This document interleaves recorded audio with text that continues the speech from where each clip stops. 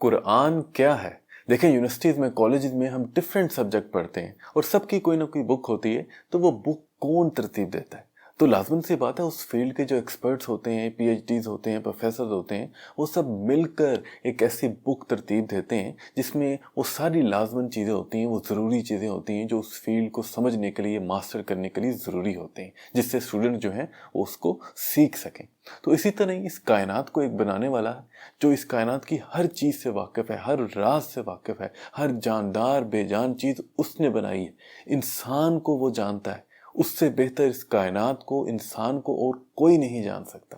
تو اس لیے وہ ہمیشہ سے ایسے صحیفے، آسمانی کتابیں نازل کرتا رہا ہے تاکہ وہ انسان کو گائیڈ کر سکے۔ ایسا تو نہیں ہو سکتا نا کہ اس نے انسان کو زندگی میں ڈال تو دی ہے، اس سے ایک ٹاسک اس سے بھی یہ ایکسپیکٹ کیا ہے کہ آپ نے یہ کر کے مجھے دینا ہے، لیکن اس کی کوئی گائیڈنس کے لیے کوئی چیز چھوڑی نہیں۔ تو اس لیے اللہ تعالیٰ شروع سے انسان کی گائیڈنس کے لیے کوئی نہ کوئی کتابیں نازل کرتا رہا ہے، اور اسی سلسلے کی جو آخری، جو ان سب کتابوں پر ایک سیل ہے، وہ قرآن ہے۔ اور قرآن کا مقصد صرف انسان کو سکھانا ہے، انسان کی تربیت کرنا ہے، اس کائنات کے بارے میں بتانا ہے کہ اس کائنات کا کیا مقصد ہے، آپ کی زندگی کے کیا مقصد ہے، انسان کے سکون کے لیے، انسان کی زندگی کو مکمل بنانے کے لیے کیا ضروری ہے۔ اس لیے قرآن آیا ہے تاکہ وہ انسان کی زندگی کو مکمل بنا سکے۔ بسم اللہ الرحمن الرحیم۔ انسان کو ایک بہت بڑی غلط فہمی ہے، ہم نے کبھی مذہب کو سمجھا ہی نہیں ہے، ہم نے مذہب کو جو ہے نا سمبلز بنا کر رکھ دی ہے، 2-4 سجدے ہم کر لیتے ہیں اور ہمیں لگتا ہے کہ مذہب کی ذمہ داری پوری ہو گئی ہے، لیکن اللہ کو کوئی لینا دینا نہیں ہے ہمارے ان ٹوٹے پھوٹے سجدوں سے۔ اللہ کو بھلا ہم کیا دے سکتے ہیں ان ٹوٹے پھوٹے سجدوں سے؟ اس بات کو سمجھیں کہ جس طرح میں نے آپ کو پہلے بتایا کہ ہر فیلڈ کی جو کتابیں ہم پڑھتے ہیں وہ اس فیلڈ کے ایکسپرٹس لکھتے ہیں، لیکن اس کے پیچھے ان کا مقصد کیا ہوتا ہے، کیا غرض ہوتی ہے ان کتاب کو لکھنے کی؟ غرض یہی ہوتی ہے، مقصد یہی ہوتا ہے کہ جو اس کے پڑھنے والے ہیں، جو اسٹوڈنٹس ہیں، ان کو سمجھ آئے، وہ اس فیلڈ کو ماسٹر کر سکیں۔ اسی طرح ہی قرآن اور باقی جتنی بھی آسمانی کتابیں تھیں، ان کا مقصد کیا تھا؟ ان کا مقصد صرف یہ تھا کہ ان کو جو پڑھنے والے ہیں، سب انسان ہیں، وہ اپنی زندگی کو سمجھ سکیں، اس کائنات کو سمجھ سکیں، انسان کے وجود کو سمجھ سکیں، انسان کی زندگی کا مقصد کیا ہے اسے سمجھ سکیں، اور انسان کو ایک پرسکون اور ایک مکمل زندگی گزارنے کے لیے کن چیزوں کی ضرورت ہے اس کو سمجھ سکیں۔ قرآن کا مقصد ایک انسان کو پاکیزہ کرنا ہے، ایک انسان کی تربیت کرنا ہے، اسے سکھانا ہے کہ وہ کس طرح ایک مکمل زندگی گزار سکتا ہے، اور ساتھ ہی ساتھ ایک معاشرتی زندگی کو وہ کس طرح مکمل بنا سکتا ہے اور مضبوط بنا سکتا ہے۔ قرآن کا مقصد صرف یہ ہے اور کچھ نہیں۔ تو پھر سوال یہ ہے کہ اگر دین کے احکامات، مذہب کی جتنی بھی ذمہ داریاں ہیں جو ہمارے اوپر جو ہے نا بوجھ کی طرح ہیں اور ہم بڑی مشکل سے اس کو پورا کرتے ہیں، تو اگر تو یہ ہمارے لیے ہیں، یہ ہمیں ہی ایک مکمل اور ایک پرسکون زندگی دینے کے لیے ہیں، تو اس میں فرداً ہمیں نیکیاں کیوں مل رہی ہیں؟ یہ تو آلریڈی ہمارے ہی فائدے کے لیے ہے نا، اللہ اوپر سے ہمیں نیکیاں بھی دے رہے ہیں۔ تو دیکھیں، یہ اسی طرح ہی ہے کہ جس طرح بچپن میں ہم سکول جاتے تھے، تو سکول میں جانا، علم حاصل کرنا، یہ ایکچولی تو ہمارے ذات کے فائدے کے لیے۔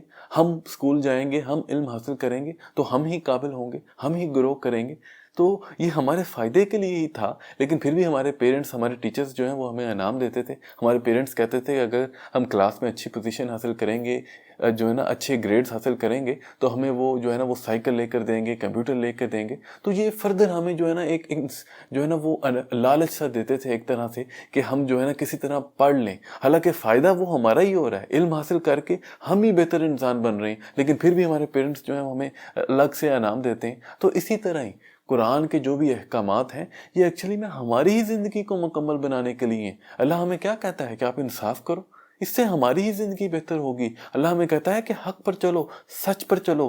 اللہ کہتا ہے کہ اپنے رشتوں کو نبھاؤ، رحم دلی سے پیش آؤ، ایک دوسرے کا احساس کرو۔ یہ سب ایکچولی میں ہمیں ہی ایک مکمل انسان بنا رہے ہیں، ہمیں ہی ایک پرسکون انسان بنا رہے ہیں، ایک اچھی زندگی دے رہے ہیں۔ لیکن اس سب کو کرنے سے اللہ جو ہے نا فردر ہمیں نیکیاں دے رہے ہیں۔ اللہ جو ہے نا وہ کہہ رہے ہیں کہ میں آخرت میں آپ کے درجات بلند کروں گا۔ تو ایکچولی میں ہے یہ سب کچھ ہماری ہی ذات کے لیے، لیکن پھر بھی اللہ جو ہے نا، اللہ نے اس سب کو جو ہے نا عبادت بنا دی ہے۔ اگر ہم اللہ کا سوچ کر، اللہ کو ذہن میں رکھ کر کریں کہ یہ ہم سب کچھ اللہ کے لیے کر رہے ہیں، تو یہ سب کچھ عبادت ہے، اور اللہ ہمیں اس پر جو ہے نا نیکیاں دے رہا ہے۔ حالانکہ اس سے جو ہے نا ہماری ذات کا ہی فائدہ ہو رہا ہے، ہم اپنی ذات کو ہی گرو کروا رہے ہیں، ہم اپنی ذات کو ہی اور قابل بنا رہے ہیں، لیکن اپنی ذات کو قابل بنانے کے لیے اللہ ہمیں جو ہے نا وہ نیکیاں دے رہے ہیں۔ اور اس بات کو سمجھیں کہ اللہ کو ہماری ضرورت نہیں ہے، ہمیں اللہ کی ضرورت ہے۔ اللہ کو ہمارے ان ٹوٹی پھوٹی عبادتوں سے، سجدوں سے کچھ نہیں مل رہا، ہم اللہ کو کچھ بھی نہیں دے سکتے، وہ بالکل مکمل ہے، ہمیں اس کی ضرورت ہے۔ انسان بہت ہی کمزور ہے، انسان جو ہے اس قابل بھی نہیں ہے کہ وہ کسی دوسرے کی مدد اس نے کیا کرنی ہے، وہ اس قابل بھی نہیں ہے کہ وہ اپنی مدد کر سکے، اپنے آپ کو راہ راست پر رکھ سکے۔ اب دیکھیں کہ شیطان کے ساتھ کیا ہوا۔ ابلیس جو ہے وہ کتنا جو ہے نا وہ قابل تھا کہ اس کو فرشتوں کے رینکس تک اٹھا دیا گیا، کہ وہ فرشتوں کے برابر آ گیا اپنی قابلیت کی وجہ سے، لیکن پھر بھی کیونکہ اس نے اللہ کے سامنے سبمٹ نہیں کیا، اس نے خود پر ڈیپینڈ کیا، اور اسے لگا کہ میں اللہ سے زیادہ جانتا ہوں، توبہ نعوذ باللہ، اللہ سے زیادہ تو کوئی بھی نہیں جان سکتا نا۔ تو اسی لیے انسان بھی جو ہے نا اس کی بھی فلاح اسی میں ہی ہے کہ وہ اللہ کے سامنے سبمٹ کرے۔ یہ جو اللہ کہتے ہیں کہ آپ نے ایمان مکمل ہونا ہی کا تب ہے جب آپ نے میرے سامنے سبمٹ کرنا ہے۔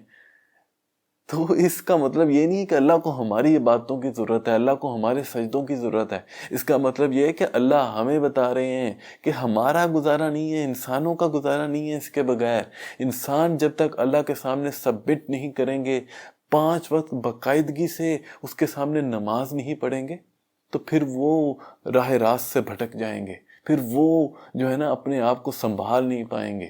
انسان کو اپنے آپ کو بنانے کے لیے ضروری ہے کہ وہ یہ سب کچھ کرے۔ اللہ کو اس سے کوئی فرق نہیں پڑتا کہ وہ ایک انسان کرے یا نہ کرے، یہ ہمارے لیے ہے۔ اگر کوئی ایک انسان ایسا نہیں کرتا تو وہ اپنا نقصان کرتا ہے۔ تو ان سب عبادات کی جو سجدے ہیں، ہماری نمازوں کی، اللہ کو کوئی ضرورت نہیں ہے، ہمیں اس کی ضرورت ہے، کیونکہ ہم نامکمل ہیں، ہم کمزور ہیں، اور ہمیں اللہ کی خوشنودی حاصل کرنی ہے، کیونکہ اللہ کا قانون ہے نا۔ اب اللہ نے کس کی مدد کرنی ہے، کس کی نہیں کرنی، کسی کو جو ہے نا وہ اگر بھٹک رہا ہے تو اس کو بھٹکنے دینا ہے۔ بھٹک تو ہم سب ہی رہے ہیں، لیکن اللہ نے کہاں پہ ڈیسائیڈ کرنا ہے کہ نہیں اس کی میں نے مدد کرنی ہے، اس کو میں نے صحیح راستے پہ لے آنا ہے؟ جو ایفرٹ کرتا ہے، جو محنت کرتا ہے، جو اللہ کو یہ جستجو کر کے دکھاتا ہے کہ اللہ میں کوشش کر رہا ہوں۔ جب اللہ دیکھتا ہے کہ میرا بندہ کوشش کر رہا ہے تو پھر وہ اس کی مدد کرنا شروع کر دیتا ہے، پھر وہ اس کو صحیح راستے پر لے آتا ہے، پھر اس کی غلطیاں جو نامکمل ایکشنز بھی ہوتے ہیں وہ ان کو بھی کسی نہ کسی طرح جو ہے نا وہ اپنی برکت سے مکمل کرتا ہے اور انسان کو صحیح راستے پر لے آتا ہے۔ لیکن جو شخص محنت نہیں کرتا، جستجو نہیں کرتا، کوشش نہیں کرتا، تو پھر اللہ اسے کہتے ہیں کہ ہاں تم بھٹکتے رہو، اس کو پھر اللہ نہیں سیدھے راستے پر لے کر آتا۔ تو یہ جتنی بھی عبادات ہیں، خود کو اللہ کے سامنے سبمٹ کرنا ہے، یہ ہماری اپنی ذات کے لیے ہے، اس سے ہم اللہ کو کچھ بھی نہیں دے سکتے۔ تو اللہ ہمیں توفیق دے کہ ہم مذہب کو سمجھ سکیں، ہم قرآن کو سمجھ سکیں، قرآن کو غور سے پڑھا کریں، اور اس بات کو سمجھیں کہ قرآن کا ایک ایک لفظ، ایک ایک آیت جو ہے وہ کتنی امپورٹنٹ ہے۔ قرآن جو ہے وہ میریکل کی طرح ہے۔ قرآن میں جو ہے نا اس کائنات کو اللہ چلا رہا ہے، لیکن اس کو چلانے کے لیے اللہ کہتا ہے کہ میں عادل ہوں، میں انصاف کرتا ہوں۔ تو انصاف کرنے کے لیے اللہ نے بڑے قانون بنائے ہوئے ہیں، اور ان قانون کو اللہ قرآن میں مینشن کرتا ہے۔ اس لیے قرآن کو بڑے غور سے سنا کریں۔ قرآن کے اندر اللہ جو بھی بات کرتے ہیں وہ بڑی بڑی مفید ہے ہمارے لیے، ایک مکمل اور ایک بہترین زندگی گزارنے کے لیے۔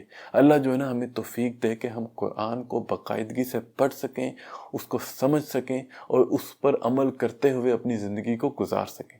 اللہ ہم سب کو ہدایت دے اور حق پر چلنے کی توفیق عطا فرمائے۔ کوئی سوال ہو تو لازمی پوچھیں۔ فردر اگر آپ مجھے ریچ کرنا چاہتے ہیں تو مجھے انسٹاگرام پر ریچ کر سکتے ہیں۔ ابھی کے لیے مجھے اجازت دیں۔ السلام علیکم۔